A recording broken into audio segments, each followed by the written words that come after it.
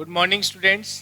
तो आपके सामने क्वेश्चन नंबर 20 है, आईआईटी जेम 2022 में पूछा गया था। लीनियर अलजेब्रा का क्वेश्चन है। देखो यहाँ पे हमारे पास क्या इन्फॉर्मेशन है कि P एक मैट्रिक्स है 5x5 की। P एक मैट्रिक्स है 5x5 की और उसकी जो एंट्रीज हैं वो PIJ हैं और सारी रियल एंट्रीज दे रखी हैं, ठीक है। और यहाँ पे हमें एक सेट S डिफाइन किया गया है। तो सेट S में कौन सी मैट्रिक्स आ रही हैं? उनमें वो मैट्रिक्स आ रही हैं 5x5 की मैट्रिक्स जिनकी एंट्रीज हैं वो रियल हैं। साथ में कंडीशन क्या है कि उसकी वो एंट्रीज बराबर हैं जो PIJ बराबर PRS। और कौन सी एंट्रीज बराबर हैं? जहां पे I प्लस R बराबर हो जाए J प्लस S के। ये हमें इंफॉर्मेशन दे रखी है। यानी हमें एक सेट S दिया हुआ है जिसमें वो मैट्रिक्स आ रही हैं 5x5 की जिनकी एंट्रीज बराबर कब होंगी? जब यहाँ I प्लस R है वो J प्लस S के बराबर हो जाए तो वो एंट्रीज आपस में क्या हो जाएंगी? बराबर हो जाएंगी। ये हमें इंफॉर्मेशन दे रखी है। अब हमें पूछा क्या गया था, तो हम 4 ऑप्शन है उनको देख लेते हैं। हमें पूछा गया था बच्चों कि फर्स्ट ऑप्शन, यानी पहले तो इसमें जो फॉल्स है वो बताना है। फर्स्ट ऑप्शन क्या था कि जो S है वो S इज ए सब space of the vector space over R of all 5x5 symmetric matrix. यानी जो S है वो सब स्पेस होगा 5x5 की सिमेट्रिक मैट्रिक्स के कलेक्शन का जो वेक्टर स्पेस बनता है उसका हम ये है S है वो क्या हो जाएगा? सब स्पेस हो जाएगा। तो पहले तो आपको चेक करना है कि इसमें सिमेट्रिक मैट्रिक्स आ रही है नहीं आ रही है। पहले सबसेट होगा और सबसेट होगा तब हम चेक करेंगे कि भाई ये सब स्पेस है या नहीं है, ठीक है। फिर है कि the dimension of S over R is 5, यानी इस S की जो डायमेंशन है वो 5 होगी। ऑप्शन सी कह रहा है कि the dimension of S over R is 11, इसकी डायमेंशन है वो 11 होगी। और option D, if P belongs to S and all the entries of P are integer, यानी जो P बिलोंग्स टू S, जो P मैट्रिक्स है उसकी एंट्रीज क्या है? इंटीजर हैं। Then 5 divides the sum of all diagonal entries, यानी जो P की डायगोनल एंट्रीज हैं उनका जो सम आएगा उसको हमेशा 5 है वो डिवाइड करेगा। ये हमें इंफॉर्मेशन दे रखी है, ठीक है बच्चों। अब देखो हम देखते हैं इसमें कौन सा ऑप्शन सही है कौन सा गलत है। पहले तो हम ये जो मैट्रिक्स दे रखी है इसमें हमें चेक करना है कि भाई इसमें कौन सी मैट्रिक्स आ रही हैं। तो पहले तो हमें देखना है ये सिमेट्रिक मैट्रिक्स है या नहीं है। भाई सिमेट्रिक मैट्रिक्स होंगी तभी हम कहेंगे कि ये उस वेक्टर स्पेस का सब स्पेस बनेगा या नहीं बनेगा, चेक कर पाएंगे। तो देखो पहले हमें यहाँ पे जो 5x5 की मैट्रिक्स है तो 5x5 की एक मैट्रिक्स बना लेते हैं ताकि उससे आसानी हो जाएगी सोल्व करने में। यानी A11, A12, A13, A14, A15। यहाँ पे एंट्रीज होगी A21, A22, A23 और A24, A25, ये हो जाएगा। और यहाँ से A31, A32, A33, A34, A35, ये एंट्रीज आ जाएंगी। और यहाँ A41, A42 और ये A43, A44, A45, ये एंट्रीज आ जाएगी।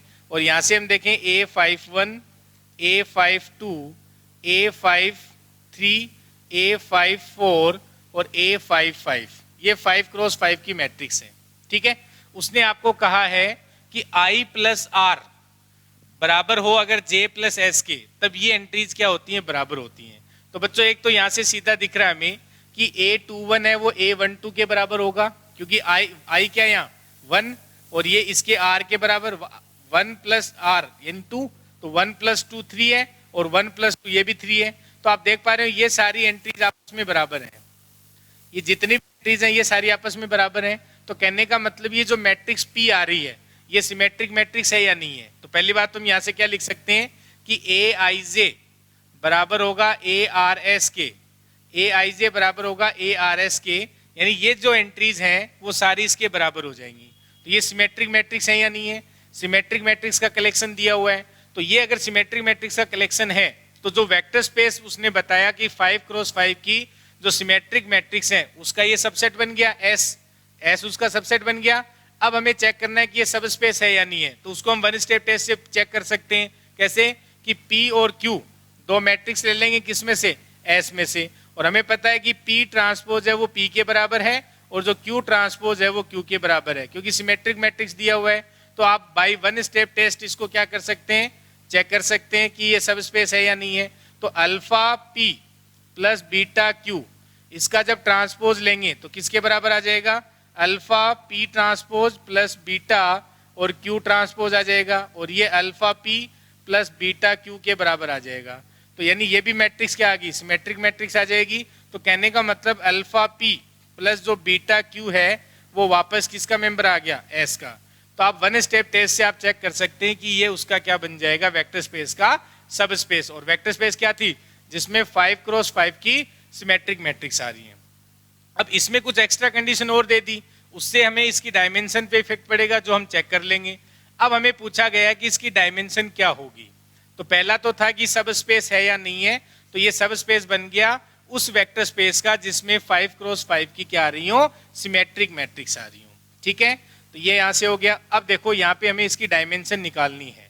तो बच्चों डायमेंशन निकालनी है तो हमें यहाँ से एक तो ये इंफॉर्मेशन मिल गई कि ये जो डायगोनल एंट्रीज हैं ये भी सारी आपस में बराबर है। देखो जो A11 है वो A22 के बराबर है, क्योंकि देखो 2 + 1 1 + 2 ये बराबर है।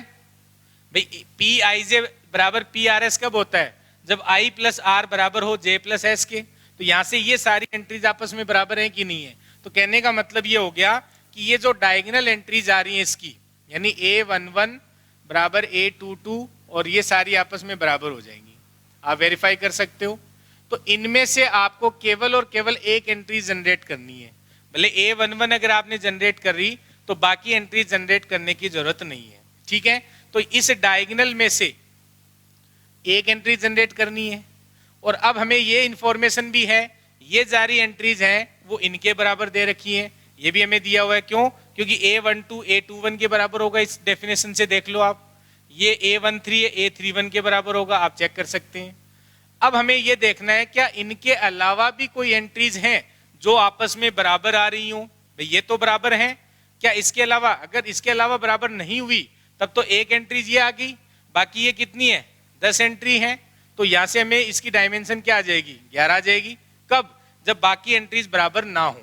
लेकिन आप अगर ध्यान दो तो देखो ये जो एंट्रीज है, अगर मैं केवल इन 5 एंट्रीज की बात करूं, ये जो फर्स्ट रो है, इस फर्स्ट रो से मैं ये जो लास्ट रो है ये पूरी जनरेट कर सकता हूं। आप देख लो कैसे, A15 है वो A51 के बराबर है, A14 है वो A52 के बराबर है, आप वेरीफाई कर लो, क्योंकि 5 + 1 6 होता है, 4 + 2 है वो भी 6 होता है। और A13 से A53 जनरेट कर सकते हो, A12 से आप A54 जनरेट कर सकते हो, A11 से A55 जनरेट कर सकते हो। तो इन 5 एंट्रीज से क्या मैं ये सारी एंट्री जनरेट कर सकता हूं कि नहीं, ये पता चल गया। कैसे पता चला कि A15 है वो इससे ये A51 जनरेट हो जाएगा, A14 से A52 जनरेट हो रहा है, ऐसे देख सकते हैं। तो अगर मेरे पास ये 5 एंट्रीज हैं, इनसे मैं इन पांचों को तो जनरेट कर सकता हूं, और साथ में इन डायगोनल वाली तीनों एंट्रीज ये जो और बची हुई इनको भी मैं जनरेट कर लूंगा। किससे, A11 से। अब बाकी एंट्रीज की बात करते हैं। अब हमें ये पता है कि अगर ये वाली एंट्रीज हमारे पास हैं तो A52 अगर जनरेट करने की जरूरत नहीं है, तो हमें पता है A52 A25 के बराबर है। तो ये जनरेट अगर नहीं करनी है तो ये भी जनरेट नहीं करनी है, क्योंकि ये किससे जनरेट हो रही थी, A14। अगर ये जनरेट होगी ये भी अपने आप जनरेट हो जाएगी। ये सारी एंट्रीज आपस में बराबर हैं, ये हम पहले देख चुके हैं, ये जनरेट करने की जरूरत नहीं है। A53 जनरेट हो गया तो A35 जनरेट करने की जरूरत नहीं है, क्योंकि ये आपस में बराबर होती हैं। A54 अगर जनरेट हो गया तो A45 जनरेट करने की जरूरत नहीं है, क्योंकि ये आपस में क्या होती हैं, बराबर होती हैं। अब इधर ध्यान दो बच्चों, अगर मेरे पास A12 जनरेट है तो A21 जनरेट करने की जरूरत नहीं है। A13 जनरेट है तो A31 जनरेट करने की जरूरत नहीं है। A14 दिया हुआ है तो A41 जनरेट करने की जरूरत नहीं है। A15 दिया हुआ है तो A51 जनरेट करने की जरूरत नहीं है। ये सारी एंट्रीज होगी। केवल मैं ये 5 एंट्रीज हैं, इनसे मैंने इतनी एंट्रीज हैं वो हटा दी, ये जरूरत नहीं है जनरेट करने की। इन पांचों से हम इतनों को जनरेट कर पा रहे हैं। आप यहां से ध्यान दो, अगर A45 है वो A54 से जनरेट हो जाएगी, और यहां से अगर आप देख पा रहे हो तो कि जो A45 है वो हमारी जनरेट हो रही है किससे, A32। A45 से A32 भी तो जनरेट हो रही है। देखो 3 + 4 7 और यहाँ 5 + 2 क्या हो गया, ये भी 7 हो रहा है, ये जनरेट करने की जरूरत नहीं है। और अगर A32 जनरेट हो गया तो A23 क्यों जनरेट करना है भाई, ये भी अपने आप जनरेट हो जाएगी क्योंकि ये तो आपस में बराबर है। ठीक है, अब देखो और कौन सी एंट्रीज हैं यहां से जो हम जनरेट कर पा रहे हैं। देखो A21 ये हमने जनरेट कर ली, तो अब हमारे पास कौन सी एंट्रीज बची, एक तो हमारे पास बच गई A24 और एक एंट्रीज बची है A34, ये दो ही बची हैं, आई थिंक ये दो ही बची है ना। हाँ, क्योंकि ये 5 एंट्रीज थी, इनसे मैं बाकी सारे जनरेट कर पा रहा हूं। अब देखो यहाँ A13 है, तो A13 को आप A42 से जनरेट कर सकते हैं, +1 5, 2 + 3 है वो 5 है, तो ये भी जनरेट करने की जरूरत नहीं है क्योंकि A13 से जनरेट हो जाएगी। और A13 से अगर ये जनरेट हो गई तो A42 और A24 तो बराबर है, तो इसको भी जनरेट करने की जरूरत नहीं है, ये अपने आप जनरेट हो जाएगी। अब देखो A31 और यहां से A21 हमारे पास जनरेट है, और A21 और A34 देखो आपस में बराबर है कि नहीं है, ये इससे जनरेट हो गई थी, ये आपस में बराबर है, इसको जनरेट करने की जरूरत नहीं है। और अगर ये जनरेट हो गई तो बच्चों ये भी अपने आप जनरेट हो जाएगी क्योंकि ये आपस में बराबर हैं। तो कुल मिला के यहाँ ये जो 5 एंट्रीज थी, कुल मिला के ये जो 5 एंट्रीज थी, इनसे ये बाकी की जो जितनी भी 20 एंट्रीज हैं वो सारी की सारी जनरेट हो रही थी। तो अच्छा क्वेश्चन था कि यहाँ पे सबसे पहले तो हमें देखना था कि डायगोनल में से केवल एक एंट्री जनरेट करनी थी। ठीक है, फिर देखो ये जो रो है इससे ये वाली रो पूरी जनरेट हो रही थी, तो इस रो से इस रो को जनरेट कर लिया। अब हमें ये पता है ये वाली एंट्रीज इसके बराबर हैं, तो इनके बराबर इधर वाली एंट्रीज हैं उनको हमने हटा दिया। फिर हमने देखा A12 से A21 भी जनरेट हो गया, 13 से A31 जनरेट हो गया, A14 से A41 जनरेट हो गया। फिर यहाँ A54 से A45 जनरेट हुआ था, और A45 है वो किसके बराबर है, A32 के बराबर है, तो ये जनरेट हो गया। और ये जनरेट हो गया तो A23 जनरेट नहीं करनी थी, इसका मतलब इसकी जो डायमेंशन आएगी बच्चों वो क्या आ गई थी, 5 डायमेंशन आ गई थी। इस S की जो डायमेंशन है यानी डायमेंशन ऑफ S है वो क्या आई थी, 5। तो ये ऑप्शन बी था जो आपका करेक्ट था। अच्छा सॉरी, उसमें फॉल्स पूछा था, उसने फॉल्स पूछा था, तो उसने एक ऑप्शन में आई थिंक ऑप्शन बी जो है उसमें दिया हुआ था बच्चों, ऑप्शन बी में दिया हुआ था उसकी डायमेंशन है वो 5 है, और ऑप्शन सी में दिया हुआ डायमेंशन 11 है। तो डायमेंशन 5 आएगी क्योंकि इन 5 एंट्रीज से हम बाकी जो एंट्रीज हैं वो अपने आप जनरेट कर पा रहे हैं। ठीक है, तो यहाँ से इसकी डायमेंशन 5 हो जाएगी, तो 11 डायमेंशन वाला ऑप्शन है वो फॉल्स हो जाएगा।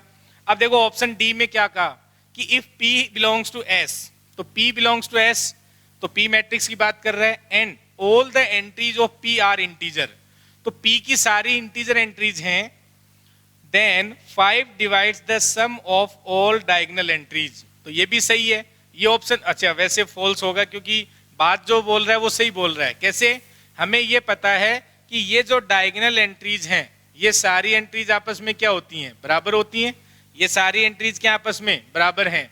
तो अगर हम इनको ऐड करेंगे A11 + A22 + A33 + A44 + A55, तो इसको हम ये क्योंकि ये आपस में बराबर हैं तो 5 इंटू किसी A11 के बराबर आप लिख सकते हो, 5 इंटू किसी A11 के बराबर लिख सकते हो। तो ये जो एंट्रीज आएगी वो जो अब इसने कहा कि इंटीजर एंट्रीज हैं, तो कहने का मतलब ये जो नंबर आएगा इंटीजर नंबर आएगा और वो हमेशा 5 का मल्टीपल आएगा, और 5 का मल्टीपल आएगा तो इसका मतलब हमेशा 5 से क्या रहेगा बच्चों, वो डिवाइड रहेगा, 5 से क्या रहेगा, हमेशा डिवाइड रहेगा, यानी 5 divides the sum of all the diagonal entries of P।